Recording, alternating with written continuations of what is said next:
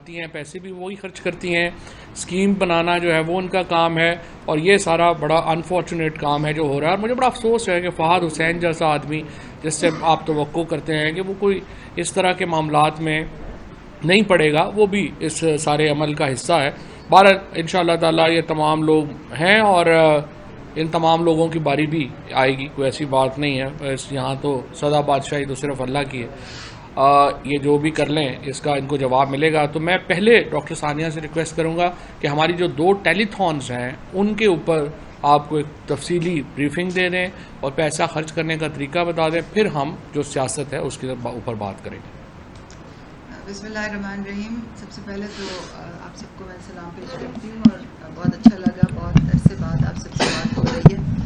तो सबसे पहले मैं आपको बताऊंगी कि जो 29 अगस्त को जो टेलीथॉन हुई थी उसकी जो फाइनल जो फिगर्स हैं वो हमने कल रात को रिलीज़ की हैं, वो क्या हैं, और फिर बात करेंगे कल के टेलीथॉन की और फिर ख़र्चे पे किस तरह से हम उसको खर्च करने का सोच रहे हैं और उसकी टाइमलाइन क्या है।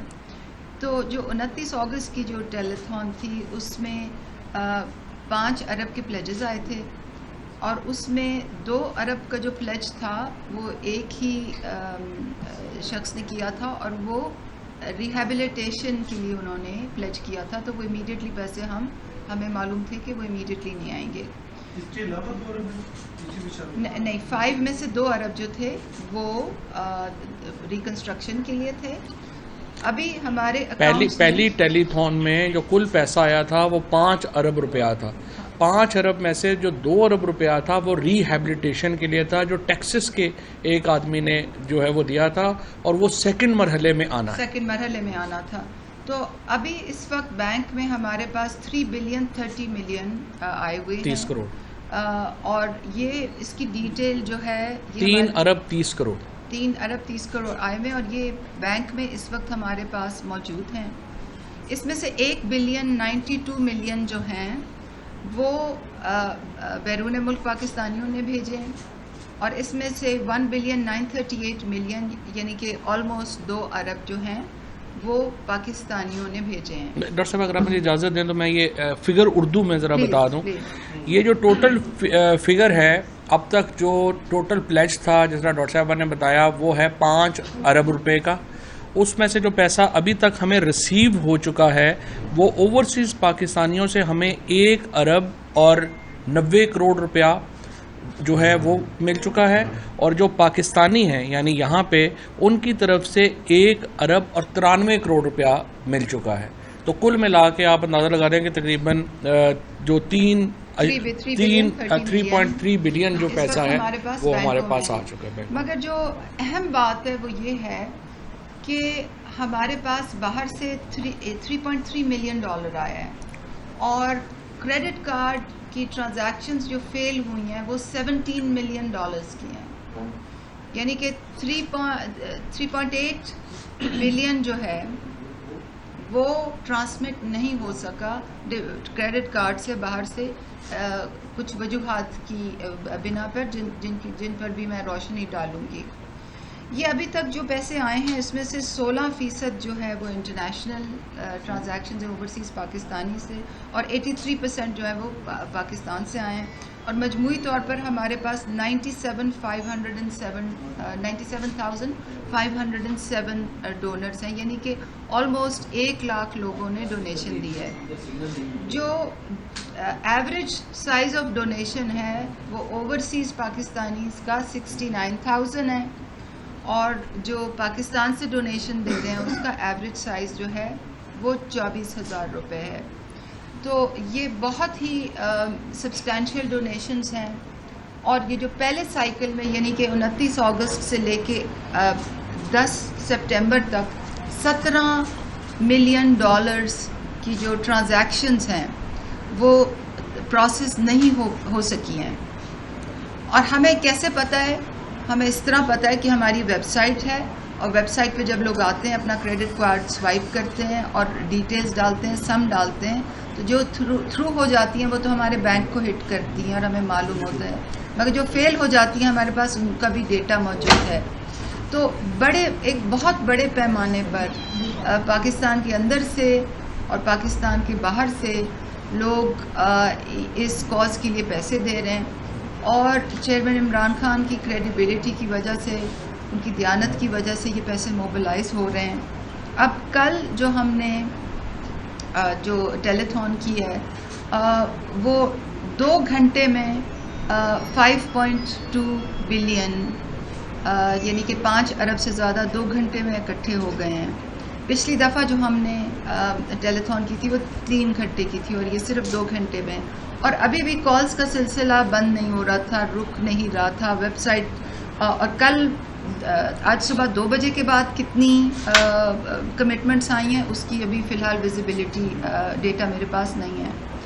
तो ये मैं आपको शेयर करना चाहती हूँ कि बहुत बड़े पैमाने पर लोग जो हैं इस वक्त खान साहब की कॉल पर रिस्पॉन्ड कर रहे हैं, पैसे भेज रहे हैं।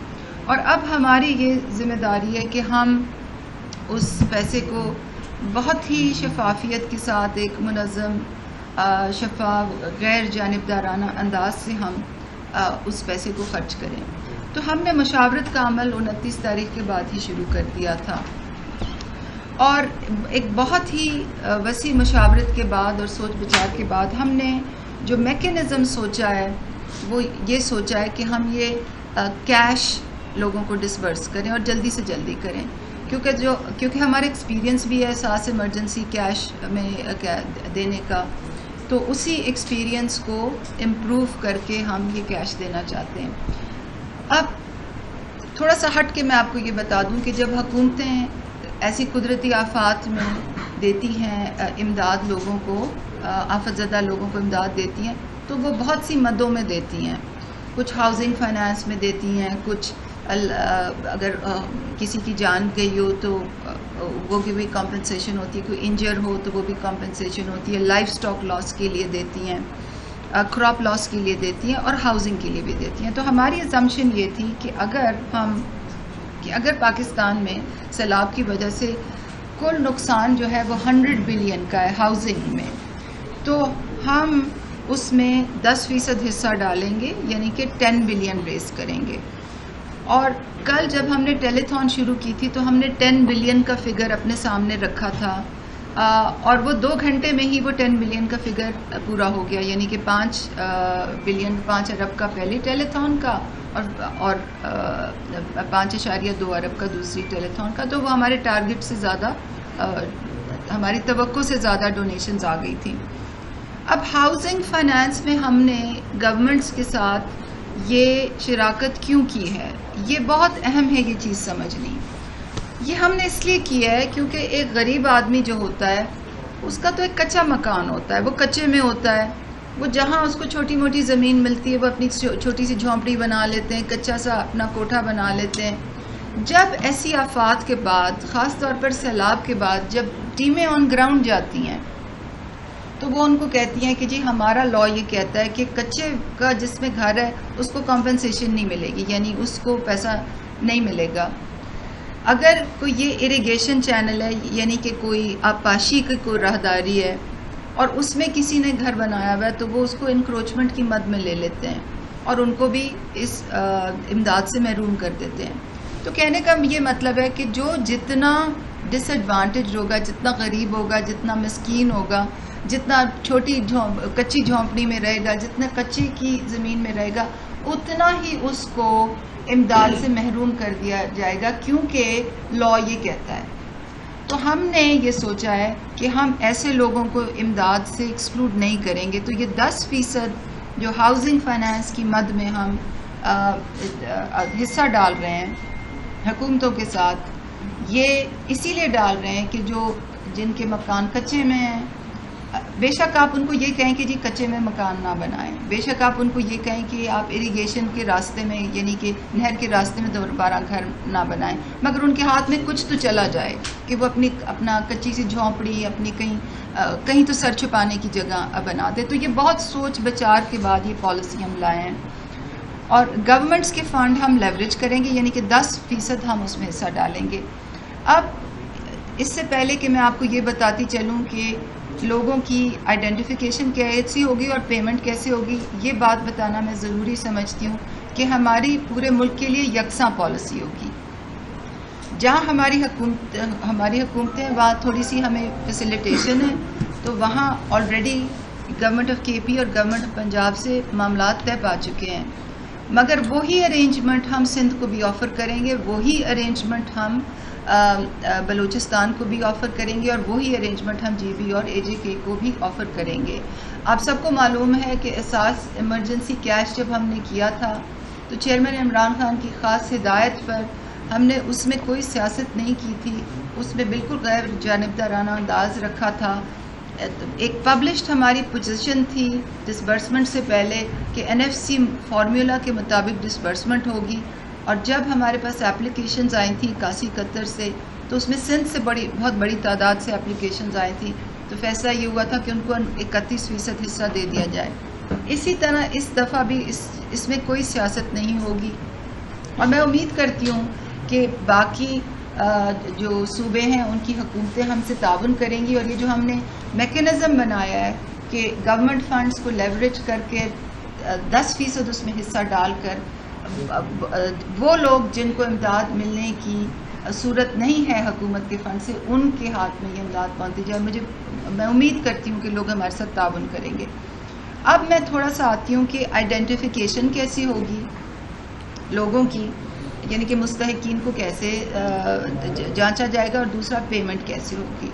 तो सबसे पहले तो हमने केपी में तकरीबन कोई 900 इन्यूमरेटर्स हैं, यानी कि ऐसे लोग हैं जिनके हाथ में टैबलेट्स भी हैं, और वो स्कूल मॉनिटरिंग सिस्टम के अफसरान हैं, यानी कि वो स्कूलों में जाके डेटा कलेक्ट करते हैं टैबलेट्स के ऊपर। उनके लिए हमने एक नई ऐप बनाई है, वो नई ऐप आज बन चुकी है, आज से ट्रेनिंग केपी में शुरू हो चुकी है। अगले 3 दिन में वो लड़के फील्ड में होंगे, वो तमाम जो अफेक्टेड एरियाज़ हैं, मुतासरा इलाके हैं, वहाँ जाके जहाँ जहाँ घर पूरी तरह डैमेज्ड हैं या पार्शियली डैमेज्ड हैं, वहाँ उधर खड़े होकर घर की तस्वीरें लेंगे। वो तस्वीरें गूगल मैप पर अपलोड होंगी, और उस जगह का लैट लॉन्ग भी लेंगे, यानी कि टेक्निकल तरीके से उस जगह को मार्क कर देंगे गूगल मैप पे, ताकि आप में से कोई अगर जाके देख सके तो वो देख सके कि जी ये घर था और इसको इस किस्म का डैमेज था, इस घर को कॉम्पनसेशन मिल रही है। फिर जब हमारे पास वो डेटा आ जाएगा तो हम उस गूगल मैप्स पर उसको सुपर इम्पोज करेंगे, यानी कि उसके ऊपर एक और डेटा लेयर डालेंगे इमेज की, प्री फ्लड इमेज की, और फिर पोस्ट फ्लड इमेज की डालेंगे। और ये इसलिए डालेंगे ताकि हम ये देख लें कि जो घर उसने कैप्चर किया है, जिसकी तस्वीर है, वो वाकई फ्लड के एरिया में आता है। और हमारे पास डिफरेंट दिनों की, डिफरेंट वीक्स की तस्वीरें हैं। तो ये कल जब टेलीथॉन था तो एक छोटी सी वीडियो भी चली थी, वो अभी मैं सोशल मीडिया पे भी डाल दूंगी, और फिर उसको तफसील से भी डिस्क्राइब करूंगी कि कैसे हम डेटा की मदद से लोगों को आइडेंटिफाई कर रहे हैं।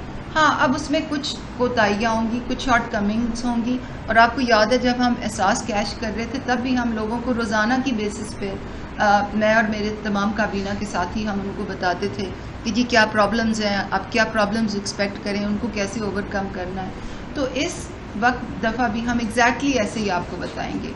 तो ये तो रहा आइडेंटिफिकेशन। जब वो घर आइडेंटिफाई हो जाएंगे तो उनके नाम, CNIC और उनका मोबाइल नंबर जो है हम अपने 2 बैंक्स को देंगे, बैंक ऑफ पंजाब और बैंक ऑफ खैबर। वहाँ जो हमने पेमेंट डिज़ाइन किया है, वो पेमेंट सिस्टम डिज़ाइन किया है, वो एक नया पेमेंट सिस्टम है। पहले ये होता था कि ऐसी आफात में जब लोगों को इमदाद दी जाती थी तो चेक बनते थे, बैंक्स जो थे वो चेक्स डिस्ट्रिक्ट एडमिनिस्ट्रेशंस को दे देते थे, और डिस्ट्रिक्ट एडमिनिस्ट्रेशंस आगे वो पटवारियों को दे देते थे, वो फील्ड में चले जाते थे।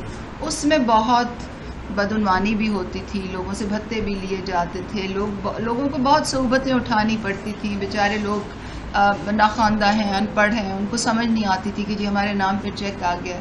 तो इस दफ़ा हमने वो निज़ाम बिल्कुल बदल दिया है, बैंकों के साथ तफसीली मुशावरत हुई है, मैकेनिज़्म डिवाइस हो गया है। सबसे पहले ये होगा जब हम उनको डेटा पास ऑन करेंगे तो वो उनके डिजिटल पे ऑर्डर्स बना लेंगे, और डिजिटल पे ऑर्डर्स एक सेंट्रल रिपॉजिटरी में रखे जाएंगे, और लोगों को SMS मैसेज भेजा जाएगा कि जी आपके पैसे आ गए हैं।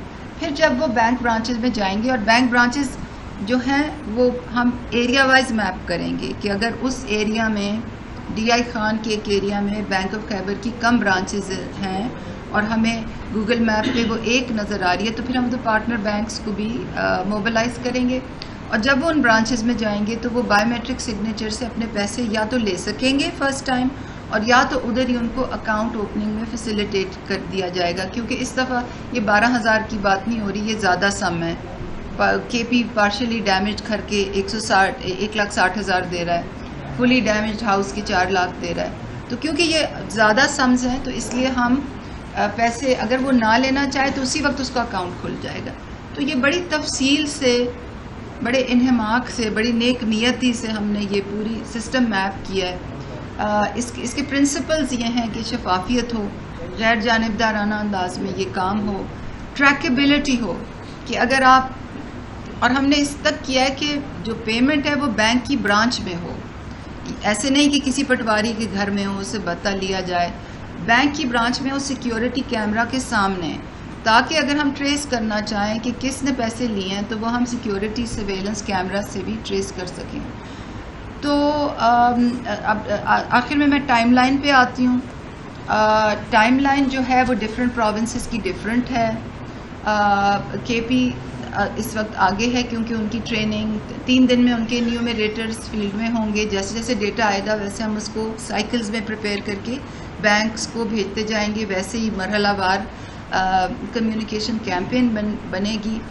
पंजाब में भी ये हो रहा है। सिंध और बलूचिस्तान और बाकी 2 फेडरेटिंग यूनिट्स को हम ऑफिशियली लिख रहे हैं कि वो हमारे साथ इसमें पार्टिसिपेट करें इसी मैकेनिज़्म के तहत, और मुझे उम्मीद है कि वो इस अपॉर्चुनिटी से फ़ायदा उठाएंगे।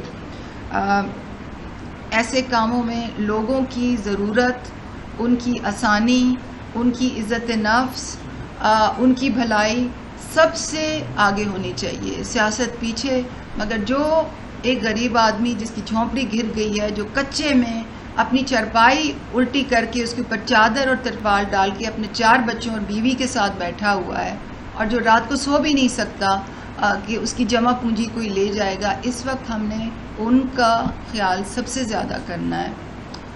और मैं आपको यकीन दिलाना चाहती हूँ कि इस वक्त हम सारे मिलके काम कर रहे हैं, और ख़ान साहब की हमेशा की तरह हमें यही इंस्ट्रक्शंस हैं कि आप बिल्कुल आपने गैर जानिबदाराना अंदाज में इसको चलाना है, और इसमें किसी किस्म की आपने इंसानी मदाखलत नहीं होनी, ह्यूमन डिस्क्रिशन नहीं होगी, और इंशाल्लाह इसी तरह से हम जो इसमें जो सबसे इम्पोर्टेंट है वो ये है कि आप देखिए कि जो KP और बलूचिस्तान है, KP और पंजाब है, वहाँ पे नुकसान, हालांकि सैलाब वहाँ पे भी बड़ा था लेकिन वहाँ पे सैलाब की तबाही बड़ी कम है, और सिंध और बलूचिस्तान में तबाही बहुत ज़्यादा है। और उसकी सीधी सीधी वजह यह है कि KP हुकूमत ने और पंजाब हुकूमत ने जो इंफ्रास्ट्रक्चर में डेवलपमेंट की, जो सैलाब से बचाव के इकदाम किए, वो बहुत इफेक्टिव थे बनस्बत सिंध और बलूचिस्तान के। बलूचिस्तान में तो कंट्रैक्टर्स एसोसिएशन के जनरल सेक्रेटरी ने मीडिया पे आके कहा कि 50% से ज़्यादा पैसा हमारा रिश्वत में चला जाता है, और यही हाल सिंध में है। अगर इंतज़ामात बेहतर होते तो आपके हालात जो हैं वो बेहतर होते। लेकिन बहरहाल जिस तरह से डॉक्टर सानिया ने कहा, इस वक्त तकरीबन 11 अरब रुपए के करीब पैसे हैं जो कि इमरान खान ने जमा किए हैं, और ये पैसे हम चाहते यही हैं कि ये तमाम जो पार्टीज़ हैं, ये जो हुकूमतें हैं, तमाम हुकूमतें हैं, उनके साथ हम एक कोऑर्डिनेशन में ख़र्च करें। हम इसको कोई एक पार्टी का या दूसरी पार्टी का मसला नहीं बनाना चाहते। सैलाब जो है उसमें सारे ही लोग इफ़ेक्ट हुए हैं, और हम चाहते हैं कि मिल के इसके ऊपर जो है वो बनाई जाए हिकमत अमली। बदकिस्मती से अभी तक वफाकी हुकूमत ने कोई ऐसा मैकेनिज़्म नहीं क्रिएट किया जिसमें वो पॉलिटिकल पार्टीज़ को बुलाते और उनके साथ बैठ के इस मसले के ऊपर कोई गुफ्तगू शुनीद होती और कोई हम एक जामे हल की तरफ आगे बढ़ते। लेकिन उन्होंने इसके ऊपर कोई दिलचस्पी का इजहार नहीं किया, बल्कि उन्होंने तो आपके सामने ये जो टेलीथॉन है, ये शायद हम 15 या 20 अरब के ऊपर चले जाते अगर इसको इस तरह से सेंसरशिप ना किया जाता। ये अलहदा बात है कि पीछे हमें वो कह रहे हैं कि अल्लाह की कसम हम लोग तो नहीं है, आपको तो पता ही हमने तो नहीं किया। तो अगर आपने नहीं किया तो जिसने किया है उसका नाम बताएं। ये तो नहीं है कि आप हर काम पे आके कह दें कि ये हम तो नहीं हैं, लेकिन आपको पता ही है हम तो नहीं करते, वो दूसरे करते हैं। तो दूसरे कौन है? आप हुकूमत में बैठे हुए हैं, आपकी जिम्मेदारी है, आप बताएं कि कौन है, और ताकि हम अपनी जो बात है फिर वहाँ पे कर सकें। लेकिन बहरहाल कल हम इसके ऊपर चैलेंज करने जा रहे हैं इस्लामाबाद हाई कोर्ट में, और वहाँ पे हुकूमत से पूछेंगे कि अगर आप नहीं हैं तो कौन है, और हमें आप भी ज़रा रोशनास कराइए कि कौन है, कैसे ये चैनल्स जो हैं वो 3 घंटों के लिए कहा जा रहा है कि बंद हो जाए, वहाँ से फ़लाने जगह से फ़ोन आ गया है, 2 घंटे के लिए बंद कर दें, फ़लानी जगह से फ़ोन आ गया है, 3 घंटे के लिए बंद कर दें। और अभी हम देख रहे हैं कि नून लीग का एक नैरेटिव भी यही बन रहा है। पहले खुरम दस्तगीर ने बात की, फिर जावेद लतीफ़ ने की, और अब तमाम ही लोग उनके ये बात कर रहे हैं हम तो हुकूमत में आना ही नहीं चाहते थे, हमें तो कहा गया था कि आप अगर हुकूमत में नहीं आएंगे तो ये हो जाएगा, और अब हमने चूँकि सारे सख्त फैसले आपने हमसे करवा लिए हैं तो हम इलेक्शन नहीं जीत सकते। तो चूँकि हम इलेक्शन नहीं जीत सकते तो आप इमरान खान को डिस्क्वालीफाई करें। अब तो ये एक पूरा बयानिया और नैरेटिव है जो नून लीग और पीपल्स पार्टी की जो हुकूमत है और फजल रहमान जो हैं वो दे रहे हैं, और बार बार दे रहे हैं। तो ये अब जो है वो एक मामला है जो उनके और उनके दरमियान है, हमें नहीं पता अब ये उनका कौन है और उनका कौन है, आपस में डिसाइड कर लें, हमें भी बता दें ताकि आवाम को भी पता चल जाए कि ये उनके फ़ैसले हैं या इनके फ़ैसले हैं। लेकिन उनके हों या इनके हों, मसला ये है कि पाकिस्तान इस वक्त एक मुआशी तबाही के दहाने पर चला गया है। हमने ये बताया गया था कि अगर हमने IMF से मुआहदा कर लिया तो पाकिस्तान में दूध और शहद की नहरें बहना शुरू हो जाएंगी। यहाँ तो गंगा ही उल्टी हो गई है। हम देख रहे हैं डॉलर जो है उसकी कीमत में रोज़ाना इजाफा हो रहा है, और इस वक्त भी कोई हुकूमत कंट्रोल में नहीं नज़र आ रही। फाइनेंस मिनिस्टर साहब की तो आंखों से आंसू बात जारी हो गए हैं जो हालात हैं वो देख के। और अब जो नई जो रॉयटर्स जैसा इदारा जो है वो कह रहा है कि पाकिस्तान डिफ़ॉल्ट की तरफ बढ़ रहा है। ये बहुत ही, आज हमारी जो सियासी कमेटी है उसने इसके ऊपर गौर किया है, हमने इसके ऊपर बड़ी तशवीश का इजहार किया है। इमरान खान साहब ने शौकत तरीन साहब के अंडर एक कमेटी बनाने का हमने फ़ैसला किया है जो इकॉनमी की एक शॉर्ट टर्म, मिड टर्म और लॉन्ग टर्म पॉलिसी तय करे, क्योंकि जिस तरीके से हम जा रहे हैं हमें नहीं नज़र आ रहा कि हुकूमत कैसे जो है ये हमें मुआशी तौर के ऊपर हम सर्वाइव कर पाएंगे। और बहुत इम्पॉर्टेंट है कि हमारी एक जो इस वक्त एक मुआशी पॉलिसी जो है वो हमारे सामने हो। हम देख रहे हैं ये ओवरऑल तकरीबन आपने को $30 बिलियन आपने कर्जा देना है, इस साल वापस करना है। $30 बिलियन में से 1/3 के करीब तकरीबन 2 बिलियन IMF से आ गया है, $4 बिलियन, 4-5 बिलियन एफिलिएट से आ गया, सो $7-8 बिलियन आपके पास हैं। लेकिन आपको 22-23 बिलियन और अरेंज करना है। अब 22-23 बिलियन और जब आपने अरेंज करना है वो आप बॉन्ड मार्केट से लेते हैं, आप कमर्शियल मार्केट से लेते हैं। अब मुसीबत ये हो गई है कि जो बॉन्ड्स हैं पाकिस्तान के, जब PTI की हुकूमत गई थी तो वो 4% डिस्काउंट के ऊपर अवेलेबल थे, यानी एक बॉन्ड जिसकी कीमत जो है वो 100 रुपये है वो 96 रुपये के ऊपर आपको अवेलेबल था। अब आके वो डिस्काउंट जो है वो 50% पे चला गया है, यानी पाकिस्तान का बॉन्ड जिसकी कीमत 100 रुपये है, $100 है, वो आपको $50 के ऊपर जो है वो मिल रहा है। जब डॉलर आपको $50 के ऊपर बॉन्ड मिल रहा है तो आपको 4% के ऊपर कर्जा कौन देगा? जाहिर है। तो इससे जो हालात जो आज हमें जो बताया गया है, हमारी इकनॉमिक टीम ने अपनी ब्रीफिंग में उसने इसके ऊपर बड़ी शदीद जो है वो हमें मायूसी का इजहार किया है, और बताया है कि जिस तरीके से ये इकॉनमी को मैनेज कर रहे हैं उसके नतीजे में पाकिस्तान की मईशत की कमर टूट गई है, और ये एक बहुत बड़ा अब चैलेंज होगा। ये उनके फ़ैसले हैं या इनके फ़ैसले हैं हमें नहीं पता, लेकिन जिनके भी फ़ैसले हैं उसके नतीजे में पाकिस्तान की मईशत जो है उसकी तो तबाही उतर गई है, और उसके लिए अब एक पूरी स्ट्रेटजी जो है वो अब हम बनाना चाहते हैं कि किस तरीके से हम क्या करें, सवाए हमें इसके कि हम डेट रिस्ट्रक्चरिंग में जाएं, और समझ नहीं आ रहा। लेकिन बहरहाल हमने आज किया है। फिर 16 एरियाज़ जो हैं वो आइडेंटिफाई करेगी वो कमेटी, और हर एक के ऊपर एक जामे मनसूबा जो है वो लेके आएंगे। इसी तरीके से हमने ये फ़ैसला किया है आज के जो इमरान खान के ऊपर जो मुख्तलिफ हमारे लोगों को जो आज ये नोटिस दिए जा रहे हैं FIA के, उनको भी PTI जो है वो चैलेंज करेगी। जो हमारे ख़िलाफ़ इस वक्त ये मीडिया गैग के ऑर्डर हैं, जो मीडिया सेंसरशिप हो रही है, उसको हम चैलेंज करने जा रहे हैं।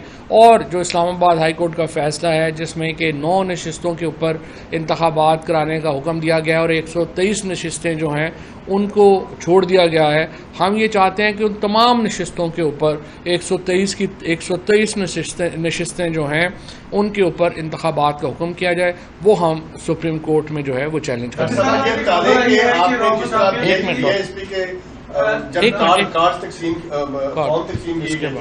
तो वो सियासी जमात एक के जरिए एमएनएस के जरिए किए गए थे। आपकी भी दोनों सूबों में घूमते हैं, क्या ये जो $11 बिलियन है इसमें कोई सियासी मुदाखलत तो नहीं होगी?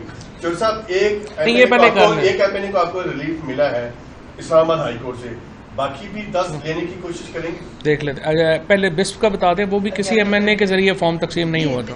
देखिए जी, ये जो पहले तो ये $11 बिलियन नहीं, 11 बिलियन रुपीस है।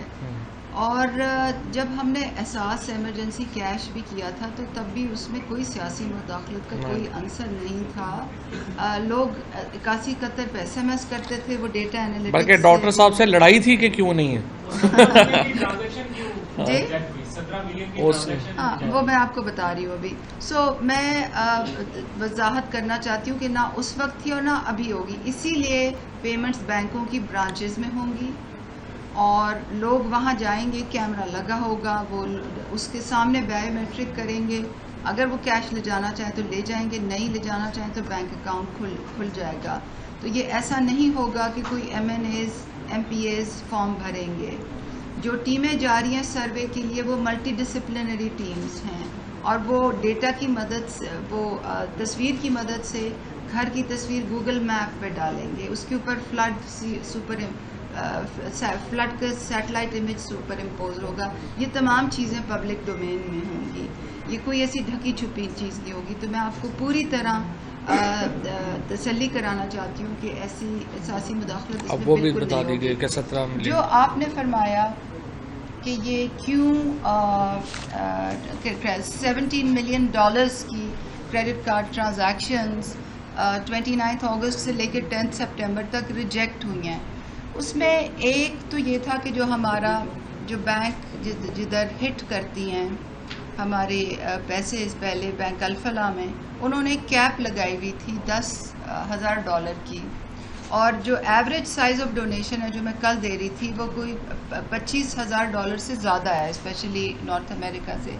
तो जो लोग $10,000 से ज़्यादा कर रहे थे वो उस पीरियड में उनकी ट्रांजैक्शंस फेल हो रही। तो एक तो दरख्वास्त कर लेना, जो हमारे स्पेशली जो अमेरिका से UK से जो लोग यहाँ ट्रांजैक्शंस कर रहे हैं वो प्लीज़ अपनी ट्रांजैक्शन 2-3 हिस्सों में डिवाइड कर लें। रेक्टिफाई कर लिया, 10,000 वो रेक्टिफाई कर लिया। अब उसमें लिमिट नहीं है।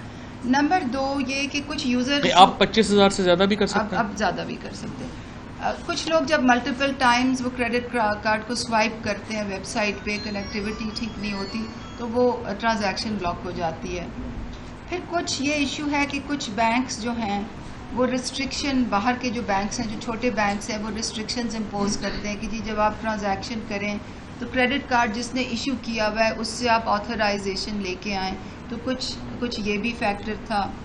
और कुछ जो बाहर छोटे बैंक्स हैं वो उनके पास IBAN का इंफ्रास्ट्रक्चर नहीं होता, वो स्विफ्ट कोड मांगते हैं, और तो वो भी कॉम्प्लिकेशन थी। फिर कुछ बैंक्स चार्ज करते हैं क्रेडिट कार्ड ट्रांजैक्शंस पे, तो अगर किसी ने $1,000 भेजा और उसको कहेंगे जी हम तो $50 ट्रांजैक्शन फ़ी लेंगे, कुछ लोगों के लिए ये फैक्टर था।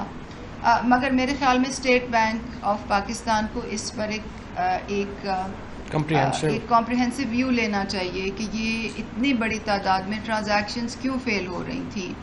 और स्टेट बैंक जो है वो गैर जानिबदार इदारा है, और स्टेट बैंक के जो नए गवर्नर आए हैं वो बड़े रिस्पेक्टेड आदमी हैं और बड़ी उनकी अच्छी शोहरत है। तो मैं उनसे ये रिक्वेस्ट करना चाहूँगी कि ये एक इंडिपेंडेंटली देखें कि इतनी बड़ी तादाद में ट्रांजैक्शंस क्यों फेल हुई हैं, क्योंकि इससे पाकिस्तान के बड़े मजबूर लोगों का नुकसान हुआ है। जी ऑन किस हद तक सदाकत है कि साबिक अमरीकी सफीर राहुल रफीक की मुलाकात हुई है इमरान खान से बनी गाला में? ये मुलाकात कब हुई है? क्या ये देखिए बात ये है, और आपसे भी अमरीकी सफीर की खबरें देखें बात ये है हमारी पॉलिसी बड़ी वाज़ेह है। अमेरिका के साथ हमारी कोई जंग नहीं है, ना ही हम कोई अमेरिका के साथ ये कोई हमने करना है कि हम उनके साथ कोई राब्ते ही नहीं रखेंगे या कोई काम ही नहीं करेंगे। रॉबिन रॉफेल जो हैं वो रिटायर हो चुकी हैं और उनका कोई इस वक्त अमेरिकी हुकूमत में लेन देन नहीं है। लेकिन इसके बावजूद मैं बिल्कुल वाज़ेह कर दूं, अमेरिकन जो एम्बेसी है, अमेरिकन जो गवर्नमेंट है, अगर वो फॉर एग्ज़ाम्पल अगर फ्लड के ऊपर, अगर बाकी मामलात के ऊपर जो हमसे रब्ता करेंगे, हमसे अभी वो केपी गवर्नमेंट गए हुए थे, केपी में गए हुए थे अमेरिकन एम्बेसडर, जो हमारी गवर्नमेंट ट्रांजैक्शंस हैं या जो हमारी पॉलिटिकल एंगेजमेंट्स हैं वो अमेरिकी हुकूमत के साथ, अमेरिकी एम्बेसी के साथ कंटिन्यू करेंगी। और कतई तौर के ऊपर इमरान खान ने और हमारी एक वाज़ेह पॉलिसी है, हम सॉवरन जो अमेरिका के साथ जो हमारे ताल्लुकात हैं, हम बराबरी की सतह पे ताल्लुकात चाहते हैं। हम ये नहीं है कि कोई उनके खिलाफ हम कल जो है वो कोई जंग करने जाते हैं। ऑब्वियसली अमेरिका के साथ हमारे रिलेशनशिप, पाकिस्तान के रिलेशनशिप की बड़ी अहमियत है एंड वी रिकग्नाइज दैट और we believe that Pakistan and America का जो एक फॉर्मल रिलेशनशिप है that is in the interest of both countries. जो रॉबिन रॉफेल्स है, अभी मैं उसको मैंने पूछ नहीं सका खान साहब से और मुझे नहीं पता कि उनकी हुई है या नहीं हुई है। लेकिन जो कल की वसीम शहजाद की स्टोरी लगी हुई थी वो तो 3 साल पहले की थी। लेकिन मैंने आपसे कहा कि अगर वो यहाँ पे हैं और वो आएंगी तो मुलाकात में कोई प्रॉब्लम नहीं। इस तरह अमेरिकन एम्बेसडर से मुलाकात में कोई प्रॉब्लम शाही साहब, आपकी जमात पाकिस्तान की सबसे बड़ी अपोजिशन जिस वक्त जमात है और आप ये सवाल कर रहे हैं मौजूदा इत्तेहादी हुकूमत से कि उनकी पॉलिसी चाह रही है या इनकी पॉलिसी चाह रही है, तो इमरान खान साहब भी कहते थे कि चीफ इलेक्शन कमिश्नर उन्होंने लगवाया।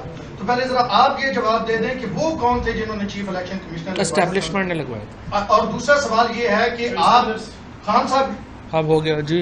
दूसरा खान साहब ये कहते थे कि सोशल मीडिया की अहमियत है, इस मीडिया की कोई क्रेडिबिलिटी नहीं रही है। ये खान साहब ने 12 का और यूट्यूबर्स को बुलाया भी, तो अब फिर शाम गरीबा क्यों बपाया अगर 2-4 नहीं? बात यह है कि लोगों पे डिपेंड करता है ना। कई सहाफ़ियों की कोई क्रेडिबिलिटी नहीं है, कईयों की है।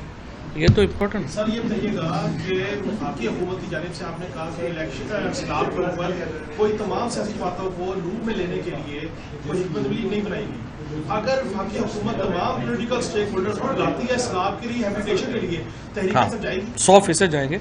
हमने बड़ी वाज़ेह कर दिया हुआ। देखिए, ये तो नेशनल एक क्लैमिटी है, नेशनल क्राइसिस है। उसमें हुकूमत, हम तो चाहते हैं हुकूमत इसको इनिशिएट करे और एक प्रोसेस जो है वो इसको बनाए और सारी पॉलिटिकल पार्टी